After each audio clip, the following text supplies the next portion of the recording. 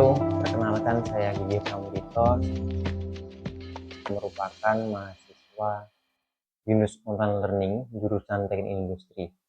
Saat ini saya akan membagikan mengenai materi terkait dengan data phishing, yang mana seperti teman-teman ketahui saat ini data phishing sudah sangat marak terjadi di Indonesia dan sangat membuat kerugian bagi masyarakat maupun perusahaan yang ada di Indonesia. Lalu, langkah seperti apa yang akan kita ambil dalam menghadapi data phishing ini? Mari kita bahas dalam materi sekarang. Oke, kita langsung saja untuk membahas materi mengenai data phishing.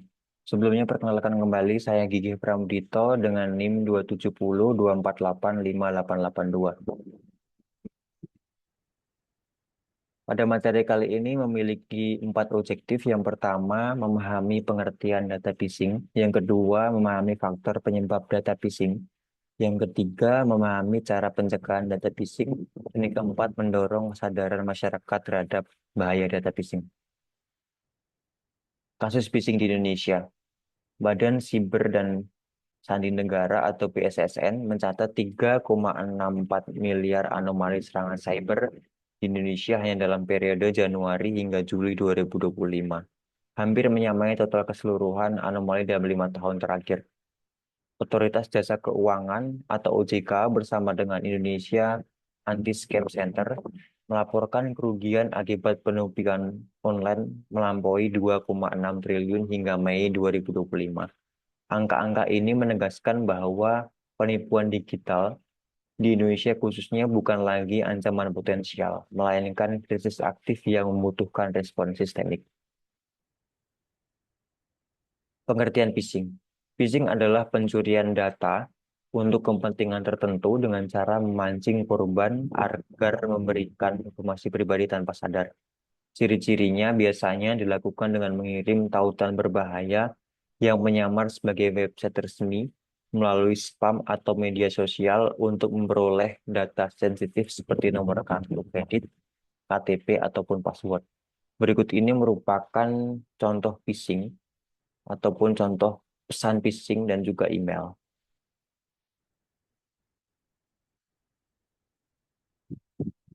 Tipe dari phishing ada 6. Yang pertama, email phishing. Penipu mengirim email palsu yang berpura-pura berasal dari organisasi terpercaya, contohnya instansi bank. Yang kedua, web phishing. Penipu memanfaatkan website palsu untuk mengelabui calon korban. Yang ketiga, smashing dan phishing.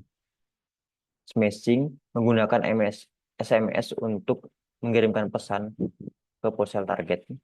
Kemudian voice atau phishing. Metode penyerangan ini dilakukan dengan panggilan telepon ke korban. Selanjutnya adalah walling phishing. Phishing yang menargetkan pejabat tinggi suatu organisasi. Selanjutnya adalah social media phishing. Penipu membuat profil atau postingan palsu untuk menipu agar mengklik tautan atau membagikan informasi pribadi. Spear phishing, sejenis email phishing namun lebih detail seperti ajakan acara ulang tahun atau undangan pernikahan. Selanjutnya adalah ciri-ciri phishing. Yang pertama, bahasa mendesak atau mengancam. Phishing menciptakan rasa urgensi atau mengancam untuk mendorong calon korban melakukan kesalahan. Yang kedua, informasi pengirim mencurigakan. Email dan pesan phishing sering menggunakan alamat generik dan bahkan alamat emailnya mencurigakan. Yang ketiga, permintaan informasi pribadi. Phishing biasanya mendorong calon korban untuk memberikan informasi pribadi seperti tanggal lahir, KTP, bahkan nama ibu kandung. Yang keempat, kesalahan ejaan dan bahasa. Pesan phishing biasanya mengandung kesalahan ejaan dan kurang profesional.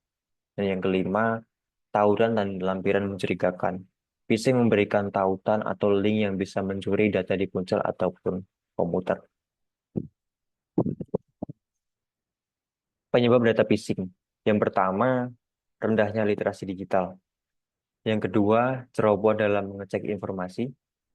Yang ketiga, yang sering kita lakukan adalah mengakses link sembarangan tanpa mengetahui sumbernya dari mana, isinya apa. Inilah sangat berbahaya. Yang keempat, tergiur tawaran palsu. Dan yang kelima, mudah percaya. Bahaya data phishing yang pertama pastinya adalah kerugian finansial. Ketika rekening kita terbobol atau kredit kita terbobol, pastinya kerugian finansial yang akan kita alami. Yang kedua, pencurian identitas. Identitas pribadi seperti KTP ataupun KK merupakan hal yang sangat penting dan hal yang sangat perlu kita lindungi. Dan tidak boleh ada satupun orang pun yang dapat memilikinya atau mengetahuinya. Yang ketiga, akses ilegal ke perusahaan. Yang keempat, infeksi malware. Kemudian, langkah apa yang harus kita lakukan dalam pencegahan data phishing ini?